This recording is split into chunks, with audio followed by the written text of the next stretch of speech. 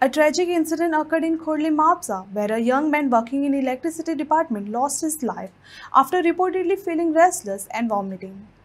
A local family rushed to help and called the 108 ambulance service, but it failed to reach on time. The family then took him to district hospital, where doctors declared him dead.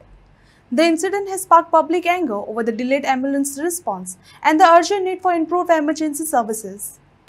आता जशें तो तेंचो relative एक सांगपाक गेल्लो की तो expire जाला म्हणून आता एक एब्सोल्यूट कितें म्हणटात ते हलगर्जीपणा आमच्या गव्हर्मेंटाची म्हणया काय आनी कोणाची म्हणया काय सांगू शकना पण health department health services here are very bad अशें तरी दिसता कित्याक एज एक यंग भुरगो म्हाका दिसता तो डिपार्टमेंटान कामाक आसा इलेक्ट्रिसिटी तो एक्सपायर जाल्लो आसा अशें ते सांगता.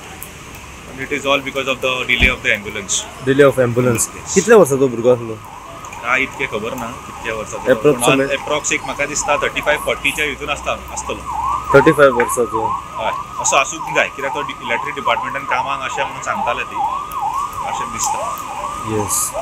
सो तुमचे ह्या की टोटल नेग्लिजन्सपणा? Total negligence of the health services the emergency department.